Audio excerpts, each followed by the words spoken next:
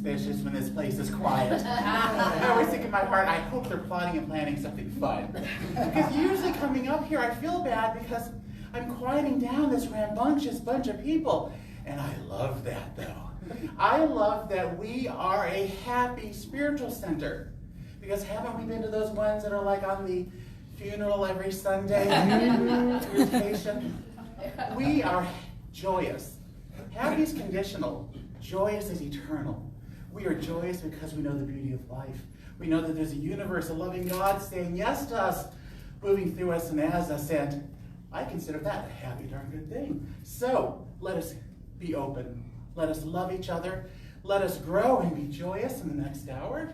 I'm so grateful you're here. I'm grateful for everyone watching online. And let's stand up and turn our celebration over to our music program.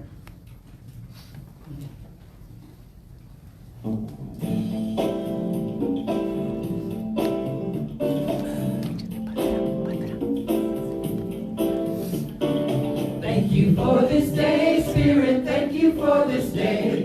Thank you for this day, Spirit. Thank you for this day. This beautiful, this beautiful, this beautiful day. This beautiful, this beautiful, this beautiful day. Thank you for my friends, Spirit. Thank you for my friends. Thank you for my friends, Spirit. Thank you for my friends. My wonderful, my wonderful, my wonderful friends. My wonderful, my wonderful, my wonderful friends. Thank you for my health, Spirit. Thank you for my health. Thank you for my health, Spirit. Thank you for my health. My radiant, my radiant, my radiant health. My radiant, my radiant, my radiant health. Thank you for my life, Spirit. Thank you for my life. Thank you for my life, Spirit. Thank you for my life. My glorious, my glorious, my glorious life. My glorious, my glorious, my glorious life. Thank you for this day, Spirit. Thank you for this day. Thank you for this day, Spirit. Thank you for this day. This healing, this healing, this healing day. This healing, this healing, this healing day. Thank you for this day, Spirit. Thank you for this day. Thank you for this day, Spirit. Thank you for this day.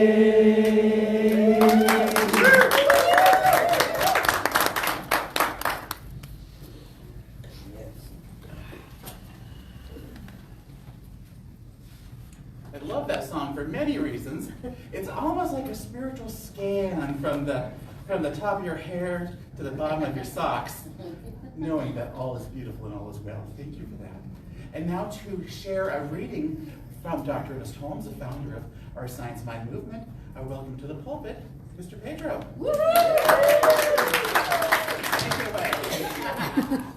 Good morning, beautiful souls. Good morning. How are you all doing today? Good. Great. I'm going to be reading from the Spiritual Domain magazine, the August section. And there's a great article here. It's actually a broadcast by Dr. Ernest Holmes on the 50s. And it is called The Next Voice You Hear. And if you have not get your magazine, you need to do it. This is amazing. There's so much you could get out of this little book here. And Dr. Holmes says, friends, the next voice you hear might be God's voice. Wouldn't it be wonderful if this were true? Would it not be wonderful if we could hear the voice of God? And perhaps we can. Perhaps we all have heard the voice of God, but have not recognized it. Recently, I was invited to the preview of a motion picture, The Next Voice You Hear. It was produced in 1950 at the Metro-Goldwyn-Mayer Studios. I was so impressed by the production and the wonderful way in which the producer worked it out that I asked his consent to use this idea and use the story on this broadcast.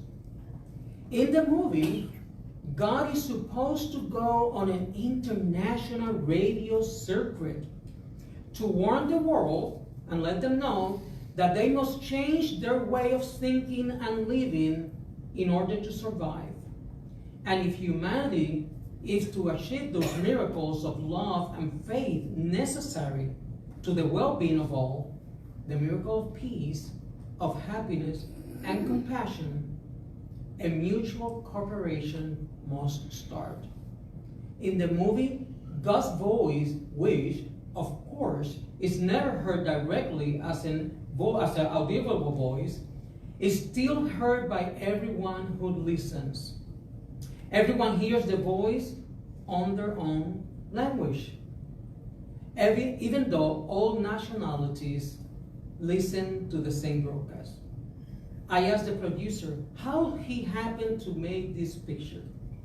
He was intrigued with the idea that everyone could hear the same voice, but each in a different language. He was fascinated by the thought that could we all actually hear this inward voice, it will change the current of all human events. It is, as the producer says, the nature of humanity to seek God.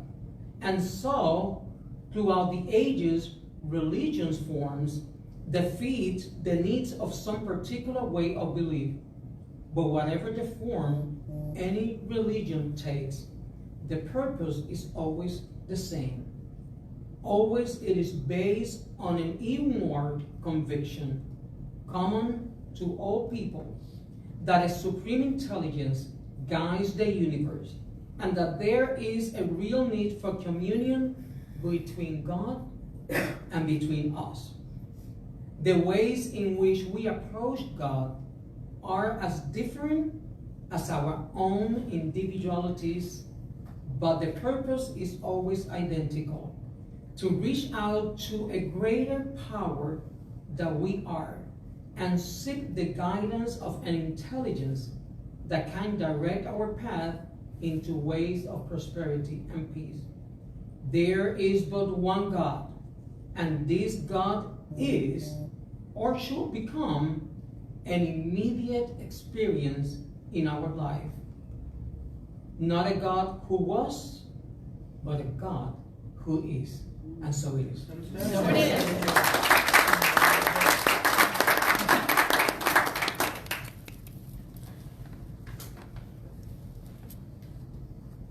Beautiful reading. Thank you, Pedro.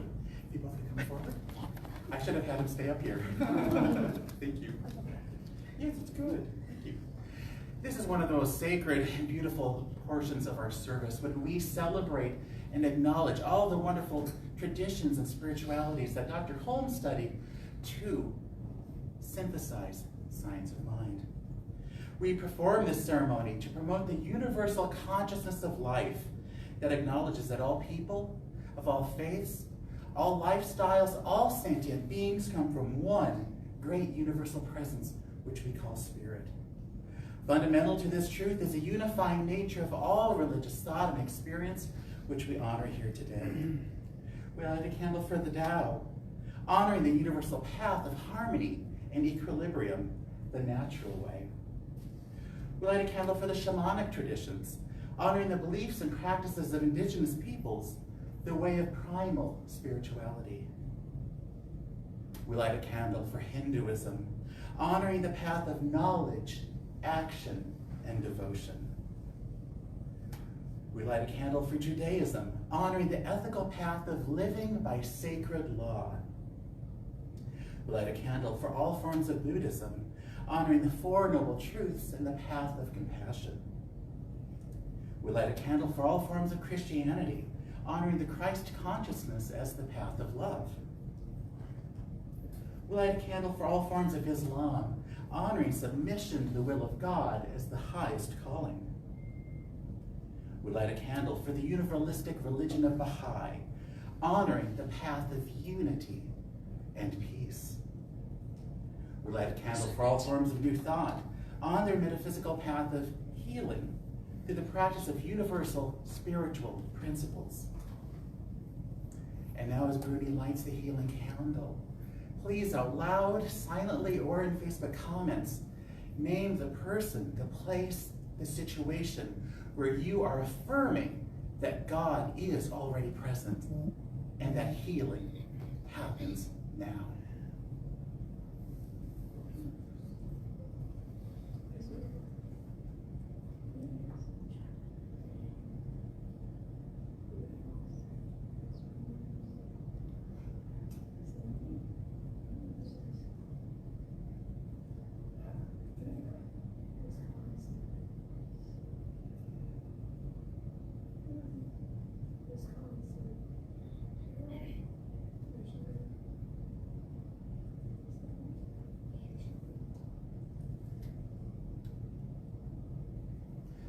And I am so grateful to know that all we need to do in this moment is to know that God is present within everyone, within everything, within ourselves, within every experience. God is there in its wholeness, its love, its joy, its totality, waiting for us to acknowledge it and to call it forth. For God is that power and that presence found everywhere, as everyone and as everything, as this entire universe, a field of infinite potential. Because God knows, God can, and in its loving nature, the answer is always yes, to be revealed as all it is within all of us, our loved ones, and all the life forms on this planet, the ones we haven't even met, all of us, for we are connected. All that God waits for is for our confirmation, our affirmation. And we do that as powerful spiritual beings, perfect, whole, and complete spiritual beings who know that God is within us, within our mind, within our voice, and that our affirmations reveal this truth for ourselves, for our beloveds, and for everyone else. So I know this morning that our prayers have caused a great movement in the spiritual laws of this universe, revealing health and joy and prosperity, wholeness, all those beautiful attributes of God. Being God's nature is the nature of us, the nature of everyone, and that is revealed in power, in perfection this morning. I am grateful to know this, grateful to know the truth of God, the truth of us as spiritual beings, and the truth of our prayers being powerful, perfect, and complete. Let us celebrate this truth together by saying, and so it is.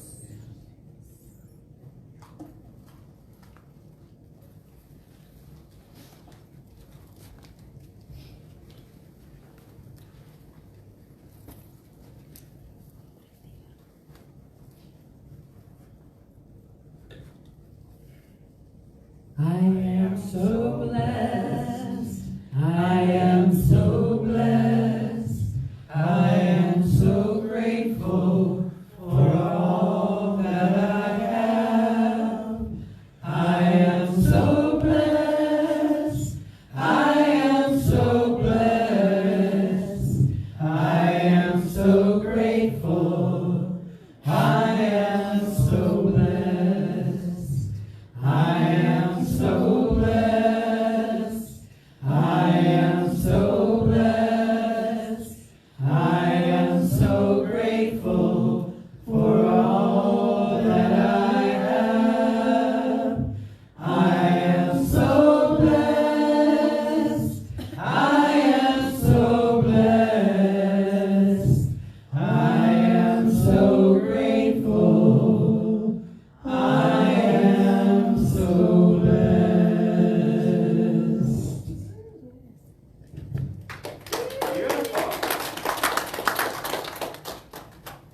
And please help me welcome up to the podium the man that reminds us every day, and every Sunday especially, how blessed we truly are. Thank you.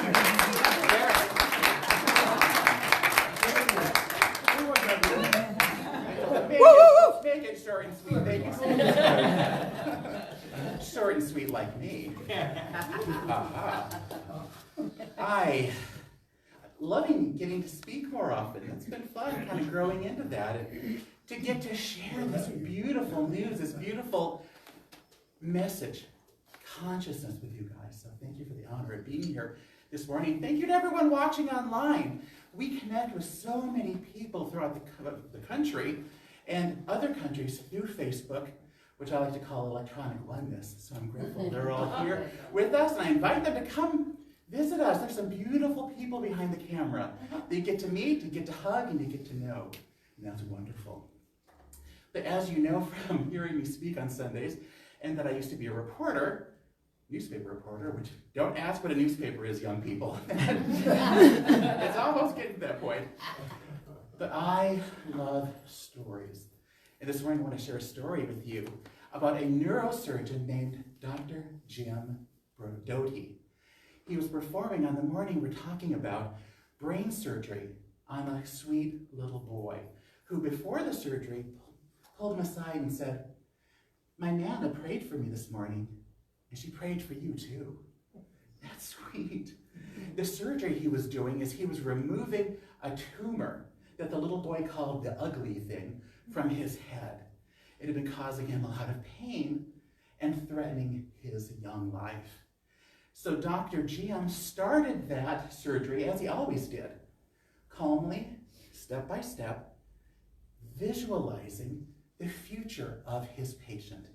Visualizing this little boy growing and learning and going through all those beautiful stages of life, knowing this is what this little boy is called to experience in his life journey. And the surgery was going really well until an assistant nicked a vein. And suddenly everything went south quickly.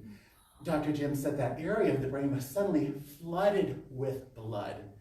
He couldn't fix the vein because he couldn't see it. He couldn't even come close to finding it, let alone performing that kind of almost microscopic surgery that would be needed to do. He could not see it, and he thought this is impossible. But he writes about that memory. "I'm working blindly, so I open my heart to a possibility beyond reason, beyond skill, and I begin to do something I learned decades ago, not in my residency, not in medical school, but in the back room of a small magic shop in the California desert." He calmed his mind. He relaxed his body. He turned his intuition to a power that knew and that a power that could guide him.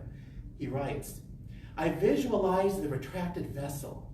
I see it in my mind's eye. I reach in blindly, but knowing there is more to this life than we can possibly see, and that each of us is capable of doing amazing things far beyond what we think is possible. We control our own fates, and I do not accept that this 4-year-old boy will die this morning on this operating table." So with faith, blind faith, he reached in to that pool of blood, made several small changes, pulled his hand out, and the bleeding stopped. The heart monitor began beeping again, and everything unfolded perfectly for that little boy. So what happened there? What did he do? He did that thing that I know works every time, but that we sometimes don't do. We get afraid of, we don't believe in. That when we're in those moments of distress, when the stakes are high, when a life might be at stake, we forget that we can turn to a power that knows, the power that made that little boy, the power that can heal that little boy. And that's what Dr. Jim did. He looked beyond the physical, and he saw the spiritual truth there, and he saved that young man's life. Now, it can be frightening to do that, but thankfully, it's okay for us to be afraid. Spirit isn't. We might be confused, but Spirit's not. We might be thinking that we're small and limited in that moment, but Spirit isn't. What he did seems like magic, because it works that well. It seems like magic, but it's really what we teach, isn't it? It's what we know, that we are infinitely connected to God, which is a power and a presence within us and as us. And all it's doing is hanging out waiting, like, what do you want? What do you believe? It's always asking us that. And then whatever we speak into that is what shows up for us. Our minds are powerful. The universe is powerful. And it's wanting to move through us as we believe. And remember him saying, each of us is capable of doing amazing things far beyond what we think is possible. We control our own fates. How does that feel to know that? To be reminded of that? If we have these huge scenarios like saving a little boy's life, it works for that. And in bigger things. And it works for all the smaller things down below.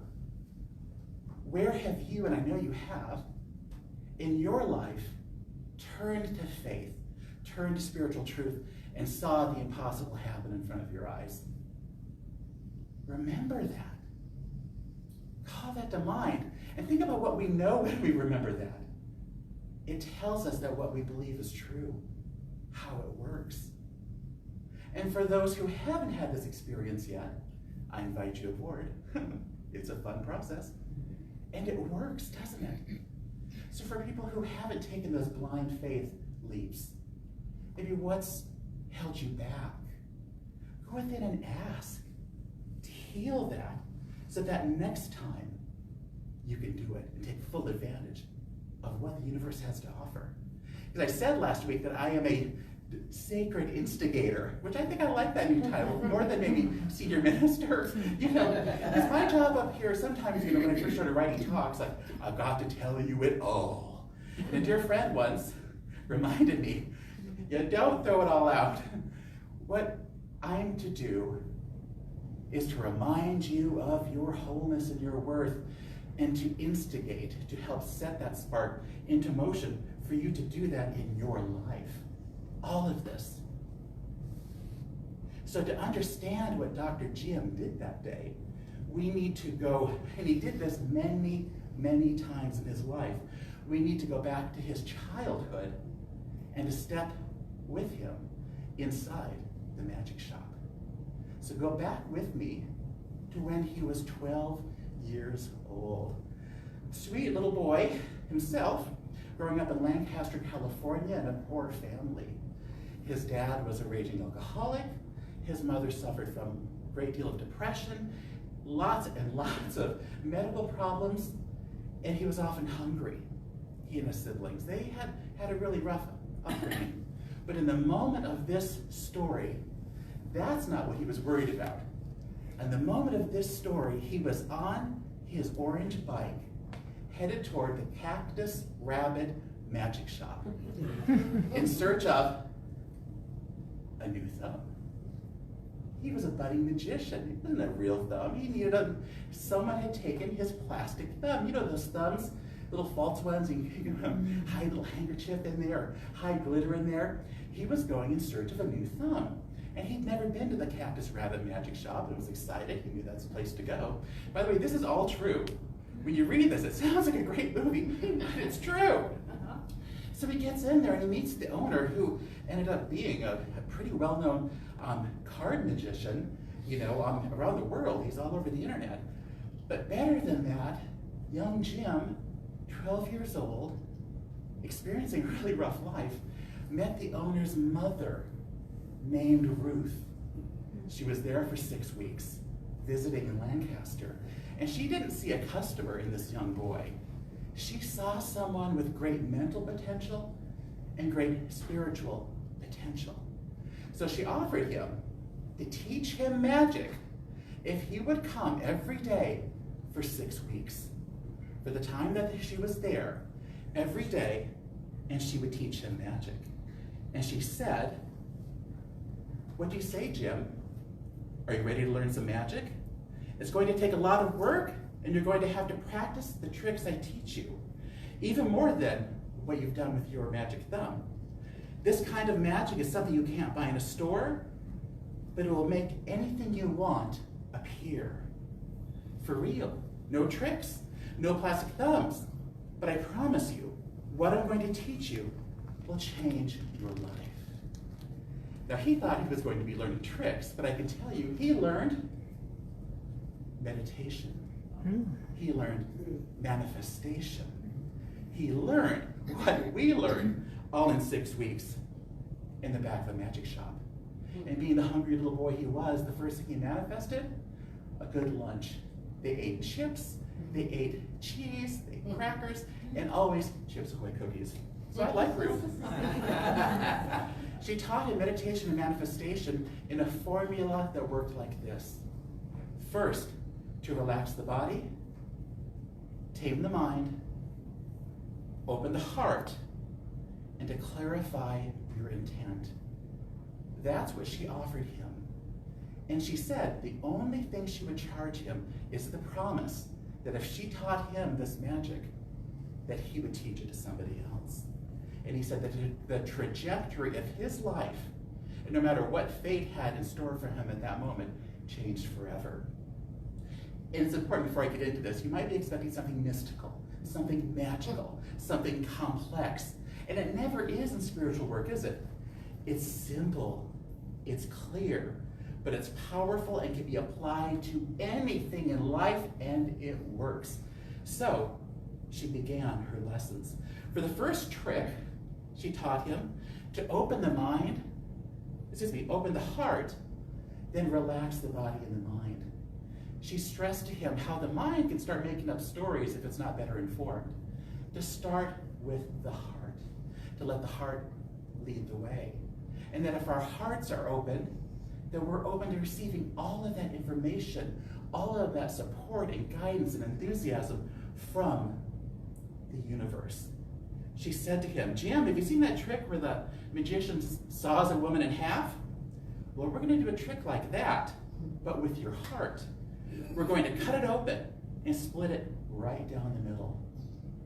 And she did that by teaching this young boy meditation. Can you imagine? You're a 12-year-old boy looking for a plastic thumb, and suddenly this crazy lady has you in the back of the magic shop, oming and meditating. And she asks him, how do you feel in your body? Now, that's something a lot of 12-year-old boys have never even heard of, never even known. And she reminded him, the head is powerful, but can only get us what we want if we open our heart first. So she taught him meditation, to calm the body, to open the heart. He knew later that she was teaching him how to turn off that fight or flight mechanism that's within us. How so many of us are in fire mode, fire, and there is no fire. There's a fear of fire, there's a thought of fire. How to calm that down and to open up. Jim wrote, living in a state of prolonged stress has all sorts of psychological and physiological repercussions. Anger, depression, anxiety, chest pain, headaches, insomnia, and a suppressed immune system.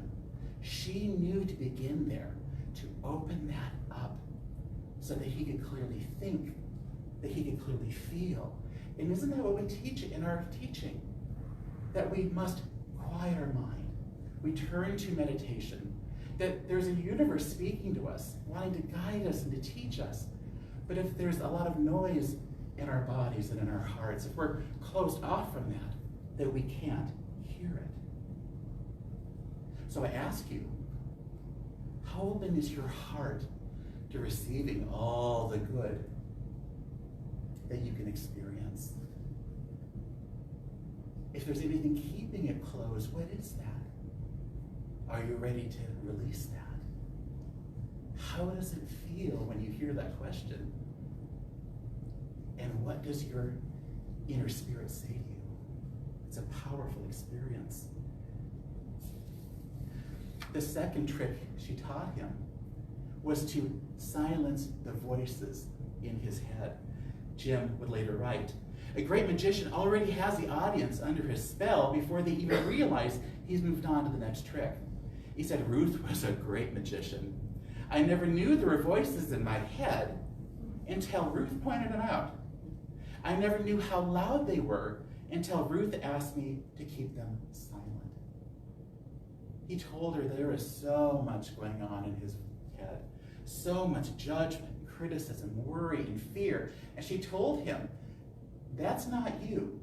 And she called that voice his DJ, announcing all the bad news, announcing all the sad songs coming up. And that was something that he could understand, that it was his inner DJ. She told him, you are not the voice in your head. You are the real you. You are the person who is listening to the DJ. That's not you. She said the voice in your head is judging every second of your life as either good or bad. And your mind responds to what that voice is telling you as if it actually knew you. So she armed him with, she taught him affirmations and mantras, like what our teaching prescribes, to be able to bring his consciousness back to what is true, to silence that mind, to hear the voice within him, which is the voice of God, which actually knows. And when we do that, what happens? The DJ either starts spinning a better song, something a bit perkier and brighter, or it leaves us alone. Because the science mind teaches us that there's so much noise in our heads sometimes, so much negativity, so much of it from the past that we can let go of. That DJ is playing an oldie. I like oldies, but not the old memories, not those old pains. That we can shift away from that voice. The less we listen to it, the less it will speak to us. And remember I said last week about fears? The fears we have, that voice that says, don't do it. This is going to happen. Don't do it. Look what could happen. And it doesn't, because that little sucker is not reporting the true news. Ruth's final trick, and again, imagine this, in the back of a magic shop, this kid, and to show up every day for 6 weeks. That's a lot. Think of us. We'd be a little bit hit by the truck by this. And here he is, just a little kid who was looking for a thumb, and here's what he got. The last thing she taught him was the power of manifestation. So he's calmed the body, he's opened his heart, he's cleared his mind. He is in perfect poise to speak to the universe, perfectly ready for the universe to say yes to him. But she warned him, as I warn you, but in a positive way, that what we wish for will appear. But sometimes we wish for the wrong thing, don't we?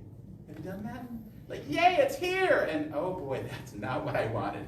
Or that, if we're coming from a place of hurt, oh, we've done that. And then you're like, okay, like Amazon, refund, take it back. So she was teaching him, once you've done all these steps, there's a universe, there's a power within you that will say yes. Be sure it's what you want, and to be clear. She said, I'm going to teach you the greatest magic I know, but you must absolutely listen to everything I tell you. The reason that this is so important is because this last thing has the power to give you everything you want. And she taught him about the universe. She taught him about his power to co-create with the universe through his thoughts, through what he chose. Now, for a kid who was experiencing a pretty rough life, that had to be powerful to learn that he is not a victim. That whatever's happening around him in the world, that he got to have dominion over what he experiences and how he feels about that. So she asked him, what do you want? What does the poor kid say? Money. He said, I want a lot of money. She's like, okay, visualize that money. See that money. You know, because up until that point, what was he seeing? He was seeing lack, not a mountain of money. He was seeing a valley of debt. He was seeing what wasn't there. She taught him, focus your mind on what you want. And he said it, okay, I can see it, it's very clear. And then she said, how does it feel? Don't just see it, feel. How will you feel having that need met? How will you feel? What will your life look like when you have this in your experience? She knew that that calls it in. You know, there's the belief and then there's the power. We talk about when we're teaching from into prayer, there's the fire. That's the fire. How he would feel having that money and having everything we want. She said, You can have anything you want by visualizing that it's already yours. It's as simple and that hard at the same time. Boy, as adults, don't we know that? I've had people say, well, gosh, if that was so easy, the science of mind, why aren't you all living these dramatically incredible, perfect lives? Because it can be a little bit hard sometimes. We have to convince ourselves sometimes. So what she had him do wasn't, she didn't just hand him this lesson. She said, now, Jim, I want you to write down 10 things that you want to use this power to manifest. It didn't take him long. Number 1 was, don't get evicted. His family was always getting evicted. He lived in fear of that pounding on the door and seeing the sheriff there to make his family move again. And it held such shame for him. So being able to heal that situation, again, didn't just take care of the housing. It revealed and released the shame he had been carrying. And number 4 on that list was to become a doctor, like at the beginning of the story. She told him to visualize every single one of these 10 things that he wanted. Visualize it. Again, see it, feel it, call it into experience. And again, don't we know that in science of mind? We choose what we want. And it helps for us to see it and to know that it's already ours. To see what it looks like, to see how it's going to feel, how it's going to look in our lives. That we get to choose this. And 10 things, narrowing it down to 10 things. Think of how much all of our lives would transform with those 10 things coming forward. So what do you want? What 10 things, letting go of or calling in, because that's what we're always doing, would change your life experience? What 10 things would change your life? Well, Jim did his lessons. Everything went well. The time went quickly. And unfortunately, Ruth went home. She went home to wherever she was.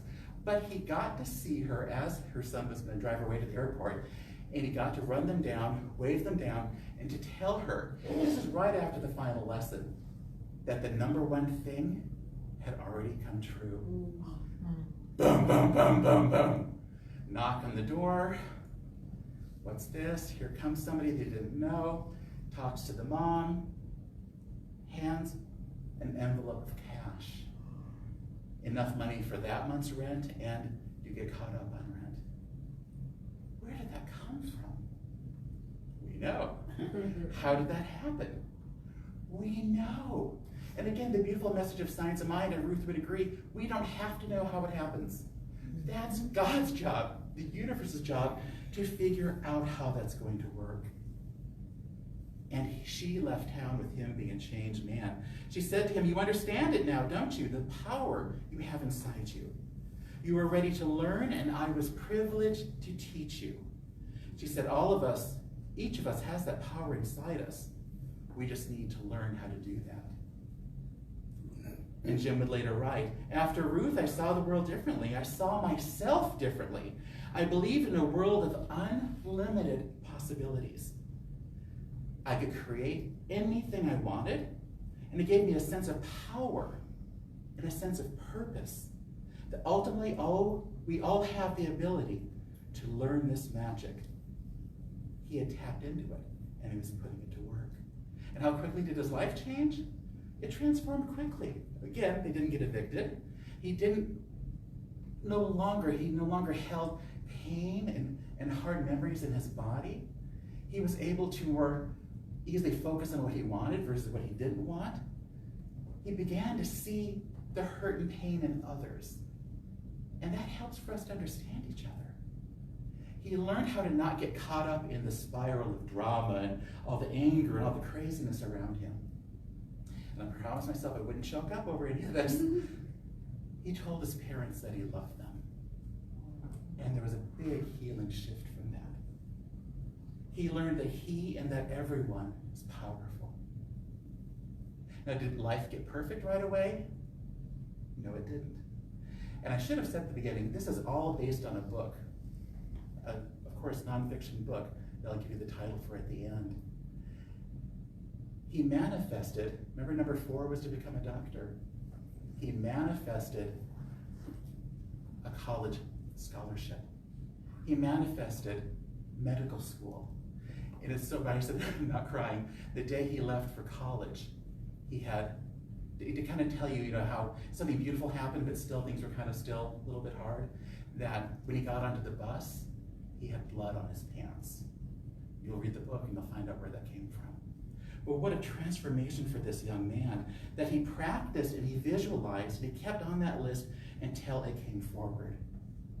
He used Ruth's magic to manifest what he wanted. Again, he got into college. He had crappy grades. You think, oh, it's going to be a wonderful story. He must have been a fabulous student. He was a terrible student. He had awful grades. He didn't have money for applications. He didn't have money to get to these places, to have these interviews, to get to school. He always applied late. And in moments, he said once to somebody who said, we're not going to give you an interview. And he said, that's unacceptable.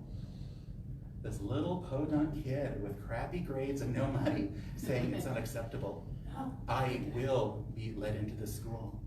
So he goes to medical school, he goes into the military, he goes into the army, retiring as a major. He goes on to have a happy marriage.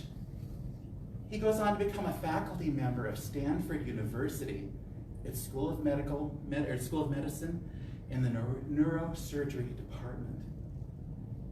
And he didn't just become a doctor. Ooh, he remembered Ruth's magic.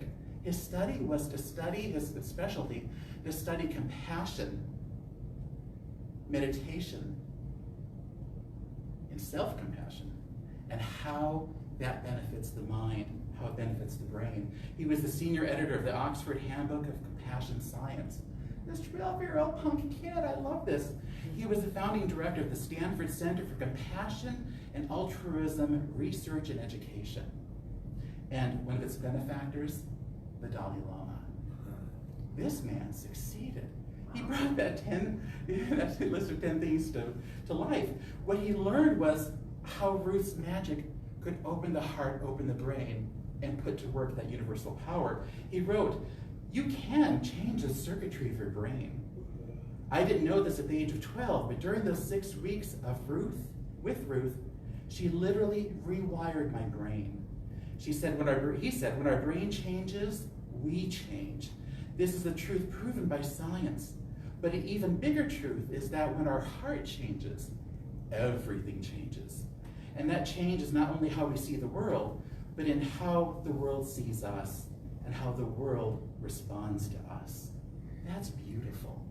And that this is something, remember, she made him promise that he would share this with others. And that he did through his research, through what he did in his work. And I was curious to see, what was his spirituality as an adult? And he writes, I have never believed in this powerful supreme being who decides who is worthy and who is not, who grants wishes and gifts accordingly. But I do believe that each of us can change our brain, our perceptions, our responses, and even our fate. This is what I learned from Ruth's magic. The energy of the universe, he wrote, is within us. And we can use that energy of our minds and the energy of our hearts to create whatever we want. I learned as a teenager that I had the choice of how to use my mind and how to respond to events around me. And later in life, I learned how to use my heart to touch those around me. What a powerful journey that man had. How inspirational. And his book is called Into the Magic Shop, a neurosurgeon's journey of discovering the mysteries of the brain and the secrets of the heart. Boy, I tell you, when I found this book, I found it a couple days ago. I thought, oh, I am going to have to work through that quickly, do my homework quickly to do this talk. And in truth, I could not stop reading because it is full of these beautiful stories, these demonstrations, as we call them in our teaching, of people turning to God and the impossible being possible, happening quickly and easily and beautifully. And Ruth's magic, there's way more to it than I'm saying. I couldn't compiled it all in. And what's neat is at the end of each chapter, he leads you through each lesson, through rituals, through meditations, and how it can work for you. And he'd be the first one to say, and Ruth, this isn't magic. This is our spiritual practice put into practice. We call it magic because it works so darn well. We call it magic because it comes out of nowhere, seemingly. That we can bring about healings that we could never have imagined on our own. Bigger, better, more beautiful. And that life can show up in such perfect ways ahead of us on our path, on our trail of this life journey. It seems like magic, but it's not. It's not a shortcut. It's the most powerful way, a powerful way of being within us.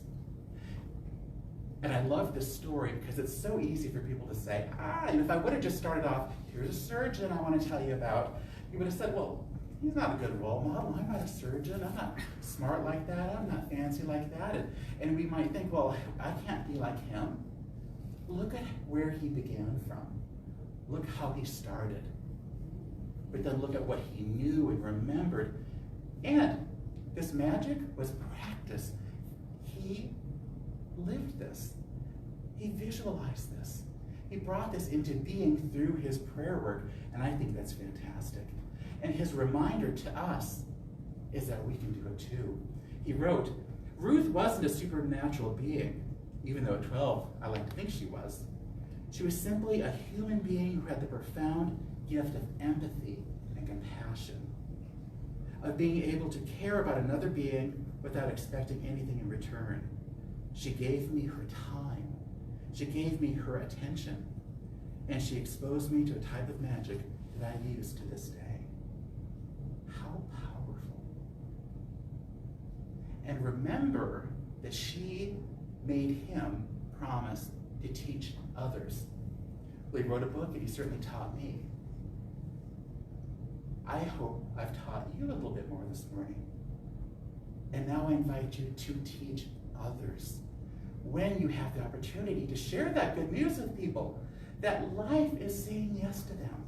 All they need to do is to open the heart, calm the mind, settle the body, and to focus on what they want. Such as your top 10 list. Those top 10 things you are ready to let go of or bring into your life. I encourage you to do this work in this upcoming week. Be clear about what you want and do it knowing, just like I know when every prayer request is written, that the healing begins as soon as you write, as soon as you type. The universe sees that, feels that, and it all starts to go into motion. And this is a beautiful time to do this work in celebration of what Dr. Jim Doty has taught us, as he has passed on to his next spiritual expression just a few weeks ago. I saw on Facebook that he had died, and I thought, it's time to share his story of who he is and what his message was and what sweet, sweet Ruth's magic was for us. To remember our power, to speak it into word, and then to enjoy the beautiful life we're called to experience. And so it is. And so it is.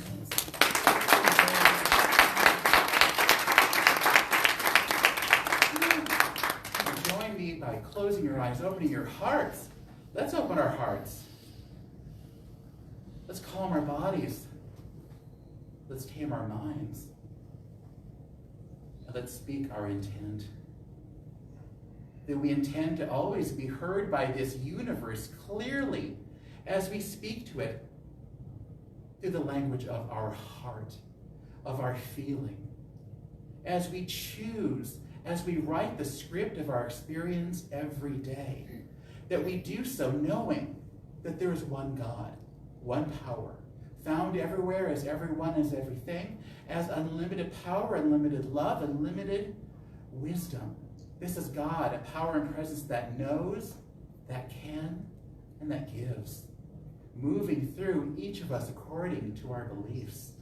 So I speak my word this morning that we have, in the opening of our hearts, opened up to receive more, and opened up to remember at a deeper level than ever before that we are worthy, that we are whole, perfect, and complete spiritual beings here to be guided by God, lifted up by God, that we deserve this guidance, and that everyone does.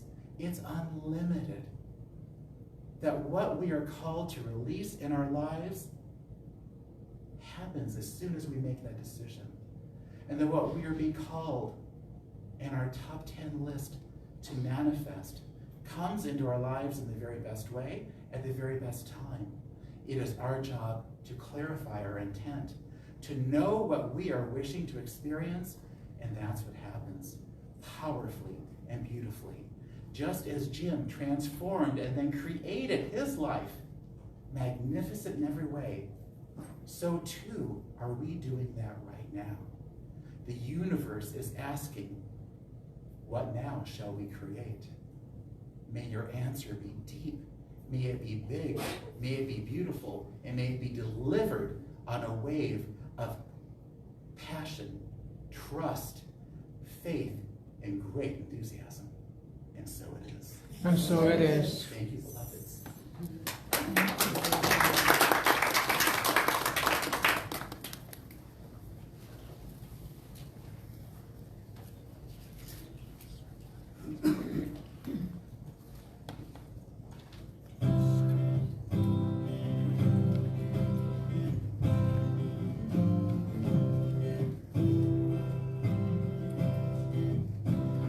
Get ready, my soul.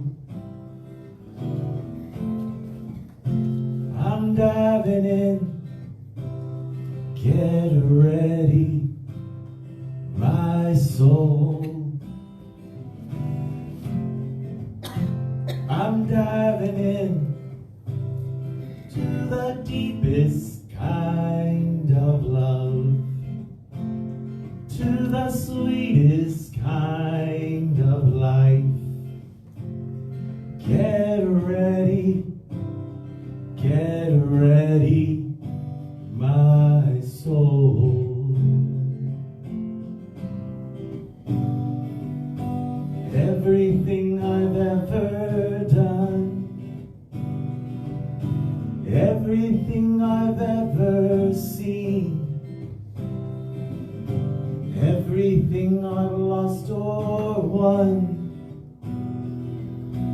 everything I've ever dreamed has brought me here to the present moment, here to a new beginning here. And I'm seeing life so clearly now. Get ready, my soul. I'm diving in. Get ready, my soul. I'm diving in to the deepest kind of love, to the sweetest kind of life. Get ready, my soul. 'Cause here I go, deeper, deeper, deeper than I've ever been before. Here I go, closer, closer, closer to my sacred source. Here I go, deeper, deeper, deeper than I've ever been before. Here I go, closer, closer, closer to my sacred source. Get ready, soul. I'm diving in, get ready, my soul. I'm diving in to the deepest kind of love, to the sweetest kind of life. Get ready, my soul. Get ready,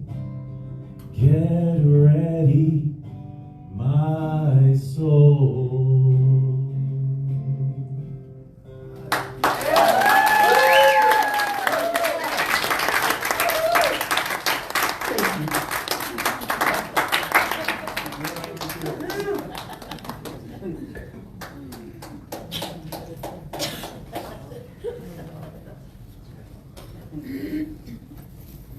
That was just perfect. What instrument did he didn't sing with his voice.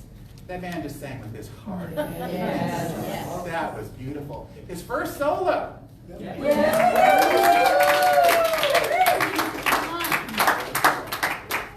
And I affirm first of many.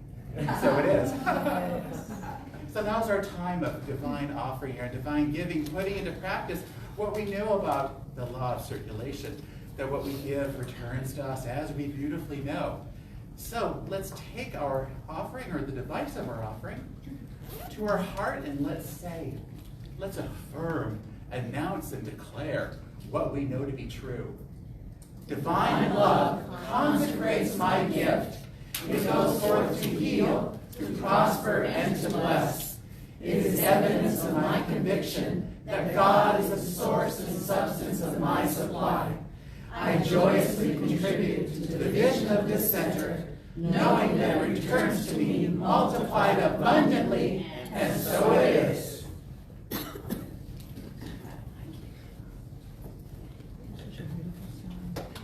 I do believe, I do believe, I will receive, I will receive. I just have to know, I just have to know, and then declare it to be so with an open mind, with an open mind, just a little bit of time, just a little bit of time. If it serves my highest good, it will be mine. I do believe, I do believe, I will receive, I will receive. I just have to know, I just have to know, and then declare it to be so with an open mind, with an open mind, just a little bit of time, just a little bit of time. if it serves my highest good, it will be mine. If it serves my highest good, it is mine. And so it is. Boy, that's our prayer right there. Thank you so much for the love that you give our center, all in time, talent, and treasure. And for folks watching on Facebook, there's if you go to YumaCSL.com, there's a link where you can give donations or tithes safely and securely. And even better than that, easily. So I love that. And it's the first of the month. How is this happening already? And that means that what we do on this first Sunday is to celebrate birthdays. So who here is having a birthday this month? Ashley. Lynn is our birthday goddess, and she can come up here and read off our names. We have names of people. Lynn's name. It's Lynn's birthday too. Ashley. So we have Rosellen. Rosellen's not here now. Kelly Maeli. Woohoo! Hi Kelly, I know you're watching. And Shai Chrysalis, I think she's still cruising around the world. And Eleanor Smith is not, Yes. is she here? Yep, No. she's cruising as well. Okay. And then me. Lynn, yay! And we celebrate with ice cream cake every first Sunday, so please join us for that in the family room. Happy birthday. And since our birthday ladies are here, the ones in the flesh, we'll be celebrating you ladies too. And next Sunday is Second Sunday Lunch. And a few of us got together and we're something different. What can we do? So we're going bowling. Woo! So it's fun to bring everyone together to go have lunch. Because I said to somebody, hey, should we go bowling? And where should we go for lunch? Well, it came together, the same place. So we'll be headed to Inca Lanes after the Sunday service next week. And what's beautiful is you can just bowl, you can just eat lunch, you can do both. You know how we fly. Come and have fun. Do your thing, and I've heard the food's good. It is. It's not a bunch of healthy vegetables. I may have nachos for dinner, but hey, life will be good. And it's, as we always say, the most important thing is bringing us together, that we're with the people I want to be hanging out with, having fun, and at the bowling alley. So that will be fun. And next Sunday, I'm going to do another Ask Rev Darin. So Ask Rev Darin, I said that in a funny cadence. Bring your questions about the teaching, about spirituality in general, and we'll have a great conversation. And it's wonderful. And I have wonderful news of manifestation. If you look outside when you leave, you will see that our sign looks cruddy. Somehow, over time, and I'm like driving in, driving out, driving in, driving out. And then I'm like, looked one day, I'm like, wait a minute, is there a shadow on our sign? Is there some like dark demon in front of our sign? So I called the sign company, and what come to find out, because you know we did a lot of fundraising for that new sign. It was kind of expensive 3 years ago. Good news from the sign company is that whatever they used to cover it, the kind of the lamination across it, was a bad batch, and so it should not look that way this soon into the game. So they're going to give us a brand new sign completely for free. They could have said, well, we'll give you a new sign for half off. And I would have thought that was pretty good, but for a brand new sign. So I want to share that with you, that it's really good news. Plus, this is your center. So if you would drive up and see a brand new sign, you'd be thinking, when did they buy that? When was that done? Well, when you see that brand new sign, know that it's free. Which I love that. And then the clock starts over, and that it's, you know, for another however many years it should last. A long time, because that sucker is a beacon of welcoming, isn't it? It says who we are. It draws people in, gives them the information. And many of us, that's maybe how you found it. Seeing that sign driving by, I wonder what that place is like. I wonder what those people are like. And then they come. So in about 2 weeks, we'll have a brand new sign. And I love that. And we're going to be having another pool party. Yay! So it's going to be on August 30th from 11 a.m. to 2 p.m. at Dana's house, barbecue and pool party. And if you've ever been to Dana's house, it is beautiful. She has a really nice setup out there.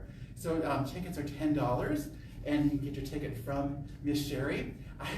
I had a realization, like, wait a minute. I did tell Sherry, I'm actually going to be out of town that weekend, so darn it. I'm going to miss this one, but I hope you can be there. We're going to get rowdy without you. Rowdy.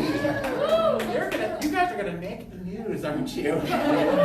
We had so much fun at the last time, because it's food, it's music, it's a pool, and it's us together. So I would not miss it, except I have tickets to see Judy Collins. Remember her? Send in the clouds. So I'm going to go see her perform. That'll be awesome. And do we have anything next on the announcements? That is it. So just come next Sunday for a wonderful experience. Bring your questions. Bring your bowling shoes. Bring your appetite for nachos. Oh, and remember that we have ice cream cake afterward. And we thank everyone for watching via Facebook. And I welcome you to share the message with others. Hit that share button. And I'm grateful for all of you for being here. Let's end our service and celebration by standing up, joining hands, and singing our powerful affirmation song of peace on earth.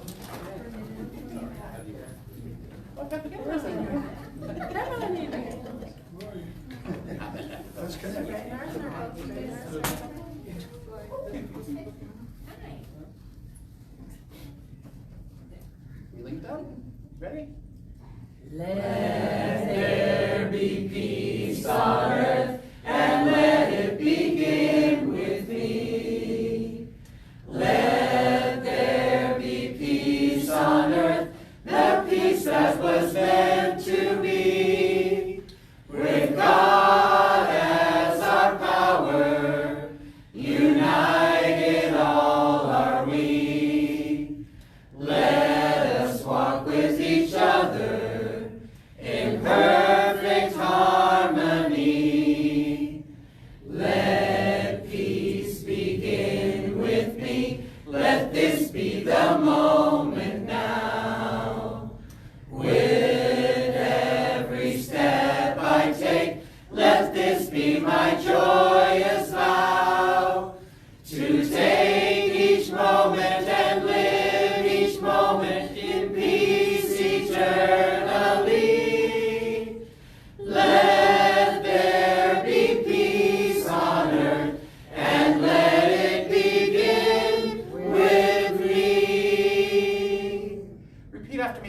please, something wonderful is happening in my life right now. Something wonderful is happening in my